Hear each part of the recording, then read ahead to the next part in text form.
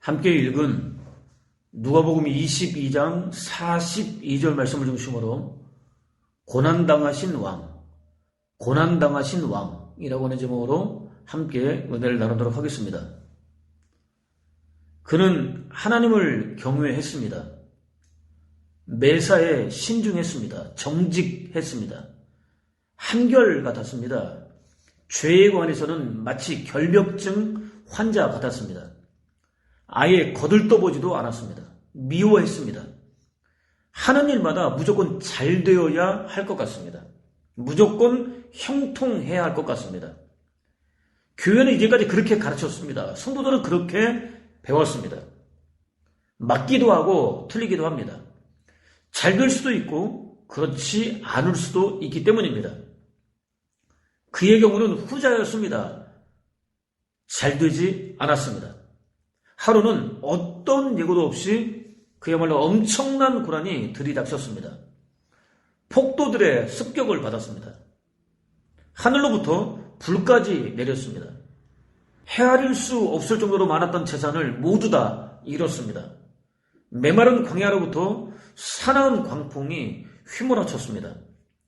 자식들이 함께 모여서 성대한 잔치를 벌이고 있었던 집 네 모퉁이를 사정없이 때렸습니다. 집은 무기력하게 무너져 내렸습니다. 자식들을 덮쳤습니다. 자식들은 한 명도 피하지 못하고 모두 다 깔려 죽고 말았습니다. 누구나 피하고 싶은 참척지변이었습니다. 창자가 끊어질 정도로 큰 슬픔, 단장지혜였습니다. 몇 년이라는 시간에 걸쳐서 서서히 일어난 일이 아니었습니다. 몇 개월에 걸쳐서 일어난 일도, 몇 날, 며칠이 걸려서 일어난 일도 아니었습니다. 단 하루 만에 일어난 일이었습니다. 그야말로 손쓸 틈도 없이 순식간에 벌어진 일이었습니다. 겉옷을 찢었습니다. 머리털을 밀었습니다. 감당할 수 없을 정도로 크게 다가온 충격과 슬픔을 그렇게 표현했습니다.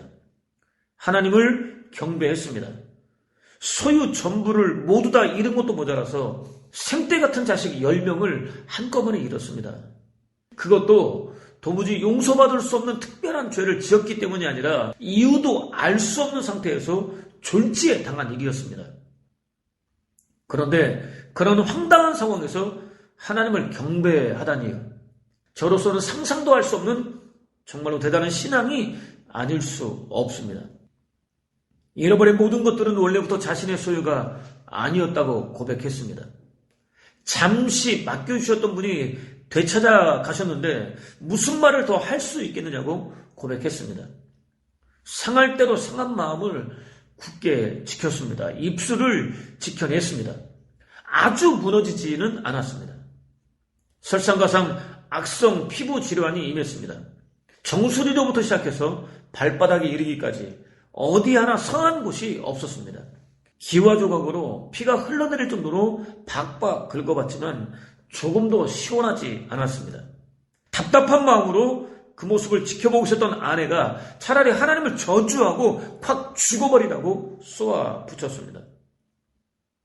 이제까지 더할 나위 없이 풍성하게 누려봤었던 복을 주신 분이 하나님이라고 고백했습니다. 그렇다면 재앙을 주실 때도 받아야 하지 않겠느냐고 고백했습니다. 하나님의 절대 주권을 온전히 인정했습니다. 어떻게 이런 믿음의 고백을 할 수 있을까요? 정말 대단한 믿음의 소유자가 아닐 수 없습니다. 상황은 점점 더 나빠졌습니다. 늘 의지하고 도움을 받으며 살아왔던 친척들이 그를 버렸습니다. 그의 집에 머물러 더부살이하던 자들이 등을 돌렸습니다. 부르면 언제든지 달려오던 여종들이 등을 돌렸습니다. 그를 낯선 사람 정도로 여겼습니다. 이방인처럼 여겼습니다. 불러도 아예 대답조차 하지 않았습니다. 간청해봐도 마찬가지였습니다. 어린아이들까지도 그를 업신여겼습니다. 비웃고 조롱했습니다. 멸시했습니다. 가까이 지내던 친구들은 노골적으로 미워했습니다. 아낌없는 사랑과 함께 지극한 섬김까지 받아들이던 이들이 돌아섰습니다. 지극히 작은 문제가 생기기라도 하면 조금도 지체하거나 망설이지 않고 즉시 달려와서는 도움을 구했었고 문제 해결을 받았었던 자들이 돌아섰습니다. 기꺼이 원수가 되기를 마다하지 않았습니다. 눈을 흘렸습니다. 입에 담지 못할 심한 욕설을 퍼부었습니다. 뺨을 인정 사정없이 후려 갈겼습니다. 누구도 동정하지 않았습니다. 그의 편에 서려고 하지 않았습니다. 가까이 하려고 하지 않았습니다. 그는 무수히 많은 사람들 가운데서 마치 섬처럼 철저하게 고립되었습니다. 어떤 이들은 거리낌 없이 침을 뱉었습니다. 굴레를 벗은 말처럼 사납게 덤벼들었습니다. 누군가 그의 옷깃을 휘어잡았습니다. 수렁에 내동댕이 쳐버렸습니다. 그가 티끌인지 특별히 그인지 분간할 수 없었습니다. 화려했던 그의 영광은 바람처럼 사라졌습니다. 행복은 구름처럼 날아갔습니다. 하루하루 괴로운 날이 이어졌습니다. 밤이 되면 뼈마디가 쑤셨습니다. 마치 도려내는 것처럼 아팠습니다. 견딜 수 없을 정도로 쓰라렸습니다. 잠시도 멎지 않았습니다. 좋은 날이 도래하기를 간절한 마음으로 바랐지만 오히려 견디기 힘든 고난이 닥쳤습니다. 빛을 바랐지만 오히려 한치 앞을 내다볼 수 없는 짙은 어둠이 덮쳤습니다. 어디를 둘러봐도 도무지 희망을 찾을 수 없었습니다. 그의 얼굴은 눈물로 범벅이 되었습니다. 눈에는 도무지 헤어나오지 못할 것 같은 절망의 그림자가 아른거렸습니다. 피부와 살은 뼈와 하나라도 된 것처럼 완전히 달라붙었습니다. 백가죽이 등가죽에 달라붙었습니다. 겨우 남아있는 살이라곤 잇몸이 전부였습니다. 수시로 거친 숨을 몰아쉬었습니다. 신음처럼 뱉었습니다. 특히 그는 하나님께서는 나를 악당에게 넘기시고 마침내 악인의 손에 맡기셨구나. 평안을 누리던 나를 박살내시려고 덜미를 잡고 마구 치시는구나. 나를 관역을 삼아서 세우시고 사방에서 쏘아 대시는구나. 눈 하나 깜짝하지 않고 나의 창자를 터뜨리시고 쓸개를 땅에 마구 쏟으시다니. 갈기갈기 찢고 또 찢어버리려고 군인처럼 달려드시네. 모르겠는가? 나를 이렇게 억누르는 이가 하나님이시라는 것을. 억울하다고 제 아무리 소리쳐도 아무 대답도 없고 호소해보아도 시비를 가릴 법이 없네 라고 절규했습니다. 넘을 수 없는 담을 쌓아 내 앞을 막는 이도 그요 하나님이요. 어두움으로 나의 앞길을 가린 이도 그가 아니신가. 나에게서 명예를 빼앗은 이도 그요. 면류관을 벗긴 이도 그가 아니신가. 나는 그에게 사방으로 얻어맞아 이제는 영영 가버릴 몸. 그가 나무뿌리를 뽑듯이 나의 희망을 뽑아버리셨네. 눈에 불을 켜고 달려드시는 폼이 나를 적수로 여기시는 것이 아닐까라고 절규했습니다. 불신앙처럼 들립니다. 원망처럼 들립니다. 그렇지 않습니다. 애가입니다. 하나님께서 자신의 삶의 현장에 임하시기를 간절한 마음으로 사모하는 부르짖음입니다. 하나님의 부재로 인해서 당한 일이 얼마나 아프고 슬픈지 고백하면서 제발 하나님 저희 삶의 현장에 임재해 주십시오라고 부르짖는 기도입니다. 실제로 그는 인간으로서는 도무지 견디기 어려워 보이는 고난 속에서도 하나님을 향한 믿음을 내려놓지 않았습니다. 하나님을 향한 시선을 거두어들이지도 않았습니다. 오히려 나는 믿는다. 나의 변호인이 살아있음을, 나의 후견인이 마침내 땅 위에 나타나리라.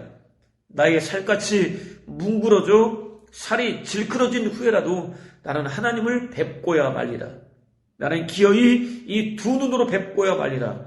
내 쪽으로 돌아서신 그를 반드시 뵙고야 말리라 라고 외쳤습니다.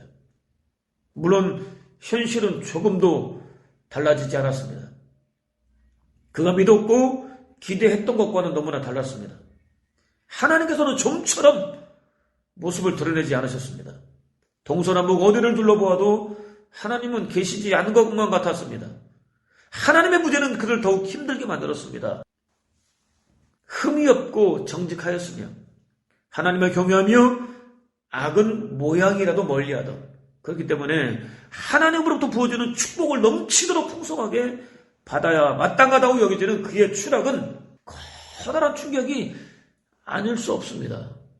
우리 역시 하나님을 잘 섬기면 복을 받는다고 생각했는데 그런 사람이 추락하고 있습니다. 충격이 아닐 수 없습니다. 저절로 하나님은 도대체 왜, 무엇 때문에 이렇게까지 모질게 외면하시는 것인가 라는 질문이 쏟아집니다. 하나님은 도대체 왜 그러셨을까요? 도대체 무엇 때문에 그러셨을까요? 도대체 이렇게까지 모질게 외면하셨던 이유는 과연 무엇일까요? 절대로 간과해서는 안 될 너무나 중요한 사실이 있습니다. 먼저 욥이 저와 여러분보다 훨씬 더 간절한 마음으로 알고 싶어 했다는 사실입니다. 그럼에도 폭풍 가운데 임하신 하나님께서는 그에게 견디기 힘든 고난을 허락하신 이유를 조금도 설명해 주지 않으셨습니다. 당신의 거룩한 섭리에 대해서는 한마디도 해주지 않으셨습니다. 끝내 밝히지 않으셨습니다. 오히려 당신이 어떤 분인지 계시해 주셨습니다. 오히려 그가 대답할 수 없는, 아니 세상 그 누구도 대답할 수 없는 질문들을 이어가셨습니다. 욥, 내가 너의 부르짖음에 대한 답이다. 내가 누구인지 배워라. 네가 나를 알 때 모든 것을 해결할 수 있는 충분한 지식을 얻게 될 것이다 라고 말씀하시는 것 같았습니다. 실제로 그는 도무지 범접할 수 없는 하나님을 목격했습니다. 자신만만하게 자랑해 왔었던 해박한 지식과 폭넓은 신학과 무수히 많은 경험을 통해서 갖게 된 탁월한 지혜로도 도무지 다 파악할 수 없는 분이라는 사실을 깨달았습니다. 이제까지 하나님을 다 안다고 확신했던 자신이 얼마나 어리석었는지 깨달았습니다. 아니, 알고 있다고 확신했던 하나님이 너무나 낯설다는 사실을 깨달았습니다. 하나님에 대한 자신의 지식이 실제로는 거의 무지에 가깝다는 사실을 깨달았습니다. 이제까지 주제도 알지 못한 채 함부로 아무렇게나 짓거려 왔었던 말들이 하나님께 얼마나 큰 무례가 되었는지 비로소 깨달았습니다. 씻을 수 없는 죄였습니다. 말문이 꽉 막혔습니다. 고개를 들 수가 없었습니다. 회개했습니다. 더 이상 자신을 향한 하나님의 계획이 무엇인지 묻지 않았습니다. 아니, 물을 수 없었습니다. 절대 주권을 행하시고 탁월한 지혜로 무장하셨으며 이 세상 그 누구도 흉내낼 수 없을 정도로 선하시고 가장 인격적이신 하나님 한 분만 신뢰하기로 작정했습니다. 동시에 말로는 다 표현할 수 없는 탁월한 평안이 임했습니다. 조금 전까지도 자신을 고통스럽게 만들었던 문제들이 전혀 문제가 되지 않았습니다. 세상 사람들이 이른 새벽에 일어나서 늦은 밤까지 쉬지 않고 일하며 추구하는 모든 것들을 하나도 빠짐없이, 그것도 하루아침에 강탈당하듯 다 잃고 오직 하나님 한 분만 얻었지만 그것만으로 충분했습니다. 더 이상 바랄 것이 없었습니다. 만족이 무엇을 의미하는지 생생하게 경험했습니다. 너무나 오래전 일이었다는 사실이 아쉽기는 하지만 저와 여러분 역시 이미 경험해 보았던 은혜입니다. 진정한 의미의 축복입니다. 또 인생들이 당하는 모든 고난에는 반드시 목적이 있다는 사실입니다. 반드시 목표가 있다는 사실입니다. 영혼 구원입니다. 하나님께서 저와 여러분에게 고난을 주시는 목적, 목표는 하나입니다. 저와 여러분의 영혼을 구원하기 위해서입니다. 고난은 마치 도가니와 같습니다. 금이 불 속에서 재련되는 과정에서 불순물과 찌꺼기가 제거되듯이 저와 여러분의 영혼도 불같은 고난으로 연단받습니다. 금은 없어지지만 영혼은 그렇지 않습니다. 물론 한동안 감당하기 어려운 고통과 슬픔을 경험하게 될 수는 있습니다. 아무것도 손에 잡을 수 없을 정도로 당황스러울 수도 있습니다. 기간은 정해져 있습니다. 불같은 고난 속에 있을 동안만 그렇습니다. 연단을 받는 동안만 그렇습니다. 정화를 위한 연단의 과정을 모두 다 끝마치게 되면 하나님께서 예비해 놓으신 놀라운 선물을 받아 누리게 됩니다. 영원한 구원입니다. 생명입니다. 하나님 나라입니다. 무엇보다 고난은 저와 여러분을 향한 하나님의 부르심의 궁극적인 목적, 곧 최종적인 목적이 아닙니다. 상상조차 할 수 없는 고난이라 할지라도 얼마든지 초월할 수 있는 영원한 소망이 고난의 궁극적, 최종적 목적입니다. 얼마든지 참고 견딜 수 있게 만들어주는 소망입니다. 마침내 이길 수 있게 만들어주는 소망입니다. 이 소망의 기반은 하나님의 위대한 능력입니다. 이 소망은 예수 그리스도와 함께 받게 될 미래의 기업입니다. 영원한 구원입니다. 영원한 생명입니다. 영원한 하나님 나라입니다. 마음에 이 소망을 품고 있는 믿음의 사람은 자신이 생각할 수 있는 최악의 상황 속에 던져져 있다 할지라도 결코 낙심하거나 절망하지 않습니다. 부끄러워하지도 않습니다. 자신을 향한 하나님의 거룩한 뜻이 온전히 이루어지는 삶을 살아냅니다. 하나님 한 분만 영원롭게 하는 삶을 살아냅니다. 그 과정에서 세상 사람들이 생각할 수 있는 가장 초라하고 비참한 모습으로 전락할지라도 모두가 다 떠나고 덩그러니 자기 혼자만 남게 되었다 할지라도 사면 초가의 상황 속에 갇히게 될지라도 전혀 개의치 않습니다.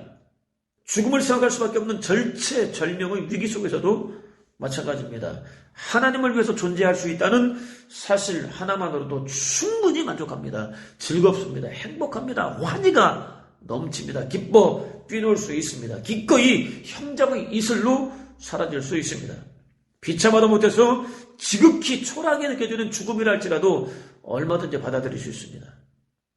자신은 흔적도 찾아볼 수 없습니다. 오직 하나님 한 분만 충만하게 드러납니다.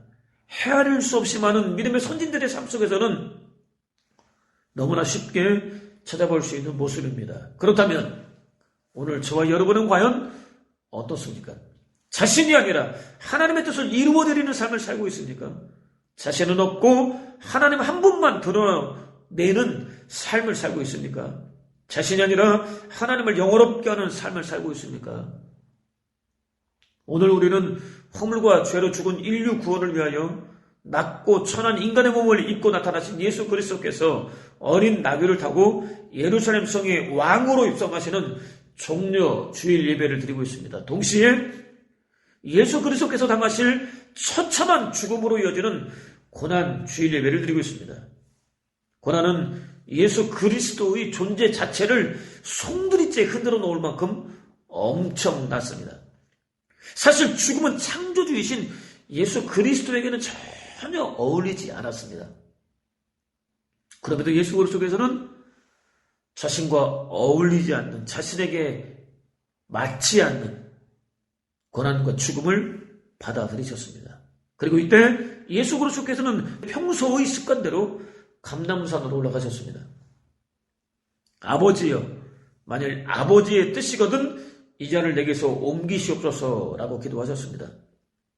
예수 그리스도께서는 당신의 뜻을 정해놓은 상태에서 기도하지 않으셨습니다. 당신의 기도를 아버지의 뜻으로 제안하셨습니다. 당신을 향한 아버지의 뜻을 구하셨습니다. 자신의 뜻을 사전에 미리 정해놓고 반드시 들어줘야만 한다고 때를 쓰듯 부르짖어 기도하는 저와 여러분과는 전혀 다른 모습을 보여주셨습니다. 또 성경은 그러자 하나님께서 당신이 계획한 뜻을 돌아보셨다. 비로소 악하다는 사실을 깨닫게 되셨다. 그 일을 뉘우치셨다. 예수 그리스도에게 마시게 하려던 잔을 제거하셨다. 이후 예수 그리스도는 남은 생을 누구보다 행복하게 사셨다라고 이어지지 않습니다. 오히려 예수 그리스도의 기도는 그러나 내 원대로 맛이 없고 아버지의 원대로 되기를 원하나이다 라고 이어집니다. 하나님께서는 당신의 뜻을 묻는 예수 그리스도의 기도 앞에서 조금도 물러서지 않으셨습니다. 타협하지 않으셨습니다. 준비된 잔을 제발 마셔달라고 부탁하지도 않으셨습니다. 철저히 침묵을 지키셨습니다. 준비된 잔을 마지막 한 방울까지 다 마셔야 한다는 의미였습니다. 예수 그리스도께서는 당신을 향한 아버지 하나님의 뜻을 그대로 받아들이셨습니다. 당신이 아니라 아버지의 뜻에 따라서 실로 엄청난 고난을 당하셨습니다. 사람들은 예수 그리스도께서 타락한 종교 지도자들에 의해서 무고한 고난을 당하셨다고 말합니다. 불의의 희생제물이 되셨다고 말합니다. 그러나 불의는 수평적인 차원에서만 일어날 수 있습니다. 지극히 인간적인 시각에서만 일어날 수 있습니다. 수직적인 차원, 곧 하나님의 차원에서 볼 때는 절대로 그렇지 않습니다. 지극히 선한 하나님께서 불의를 행하실 수 없기 때문입니다. 당연히 수직적인 차원에서 불의를 당하는 사람은 한 명도 없습니다. 곧 하나님과의 관계에서 불의를 당하는 사람은 단 한 명도 없습니다. 당연히 하나님께서 허락하신 고난과 죽음에 대해서 항의할 수 없습니다. 오히려 예수 그리스도 안에서 하나님의 거룩한 자녀로 거듭난 저와 여러분에게 주어진 고난과 죽음은 완전하고도 최종적이며 궁극적인 승리를 위한 하나님의 부르심입니다. 허락하신 고난과 죽음을 통해서 자신을 향한 하나님의 거룩한 뜻이 완벽하게 또 온전하게 이루어지기를 구할 수 있어야 합니다. 예수 그리스도 역시 당신에게 지어진 고난과 죽음을 기꺼이 받아들이셨습니다. 당신의 고난과 죽음을 통해서 아버지 하나님의 뜻이 온전히 이루어지기를 구하셨습니다. 기억하십시오. 사단은 파괴적으로 일합니다. 하나님은 건설적으로 역사하십니다. 사단은 도둑질하고 죽이고 멸망시키기 위해서 빼앗듯 가져갑니다. 하나님은 훨씬 더 좋은 것을 주기 위해서가 아니라고 한다면 아무것도 요구하지도 억지로 취해가지도 않으십니다. 기억하십시오. 아무리 큰 고난이랄지라도 지은 세상을 절대 주권으로 다스리시는 하나님보다 클 수는 없습니다. 하나님께서 건져내지 못할 정도로 깊은 고난의 구렁텅이는 없습니다. 고난이 아무리 오래 이어진다 할지라도 분명히 끝은 있습니다. 저와 여러분이 오늘 예수 그리스도 때문에 겪고 있는 고난들은 장차 나타날 영광과 결코 비교할 수 없습니다. 지극히 작습니다. 초라합니다. 기억하십시오. 하나님은 저와 여러분에게 무엇을 주어야 할지 아십니다. 고난을 주어야 할지 복을 주어야 할지 아십니다. 엄밀한 의미에서 하나님이 주시는 것은 고난도 복이고 복도 복입니다. 또 하나님은 언제 주어야 할지 아십니다. 지금 당장 주어야 할지 아니면 나중에 주어야 할지를 아십니다. 심지어 아예 주지 말아야 할지도 아십니다. 또 하나님은 어떤 방법으로 주어야 할지 아십니다. 예상보다 쉬운 방법으로 주어야 할지 예상보다 어려운 방법으로 주어야 할지도 아십니다. 또 하나님은 허락할 것과 허락하지 말아야 할 것도 아십니다. 분명한 것은 하나님께서 언제 어디서 어떤 방법으로 허락해 주시든 또는 허락하지 않으시든 무조건 선합니다. 허락해도 선이고 허락하지 않으셔도 선입니다. 반드시 최상의 결과를 창조해내게 되어 있습니다. 기억하십시오. 조금도 흠을 찾을 수 없는 완벽한 승리가 고난과 죽음을 지극히 작은 흔적도 남기지 않고 완전히 삼켜버리는 날은 반드시 도래하게 되어 있습니다. 예수 그리스도의 죽음과 부활을 통해서 얼마든지 확인할 수 있습니다. 기억하십시오. 저와 여러분은 하나님을 만날 때 비로소 새로워질 수 있습니다. 창조주 하나님께 삶을 의탁할 수 있습니다. 왜가 아니라 무엇을 묻게 됩니다. 왜 내게 이런 고난이 찾아왔을까? 보다는 이 고난 속에서 하나님은 과연 어떤 놀라운 일을 하고 계실까? 라고 묻게 됩니다. 고난을 해결할 만한 묘수보다는 고난 속에 담겨있는 하나님의 뜻을 찾게 됩니다. 무엇보다 우리는 욥의 고난을 통해서 예수 그리스도께서 얼마나 참혹한 고난을 당하셨는지 충분히 확인할 수 있습니다. 예수 그리스도께서는 약 78억에 이르는 인류가 당하고 있는 온갖 종류의 고난을 하나도 빼놓지 않고 합해놓은 것보다 훨씬 큰 고난을 당하셨습니다. 허물과 죄로 죽은 저와 여러분을 구원하기 위하여 왕이신 예수 그리스도께서 그야말로 상상조차 하기 어려울 정도로 혹독한 고난을 당하셨습니다. 영적으로, 정신적으로, 육체적으로 누구도 흉내낼 수 없는 완벽한 고난을 당하셨습니다. 당신을 향한 아버지 하나님의 뜻에 완벽하게 순종하셨습니다. 모든 상황 속에서 자신을 구원하기 위해 엄청난 고난을 당하신 예수 그리스도를 생각할 수 있는 은혜를 구하십시오. 자신의 고난을 통해서 최상, 최대, 최고의 결과를 창조해내시기 위하여 조금도 쉬지 않고 일하시는 하나님을 생각할 수 있는 은혜를 구하십시오. 자신에게 짊어지어진 고난을 기꺼이 감당할 수 있는 은혜를 구하십시오. 그것을 통해서 하나님께서 의도하신 신실한 믿음의 사람으로 거듭날 수 있을 뿐 아니라 자신이 아니라 하나님의 뜻을 이루어드리는 복된 삶, 자신은 없고 하나님 한 분만 온전히 드러내는 복된 삶, 인류 구원을 위하여 기꺼이 엄청난 고난을 당하신 왕 예수 그리스도 한 분만 영원롭게 하는 복된 삶을 사는 저와 여러분 되시기를 주님의 이름으로 축원을 드립니다.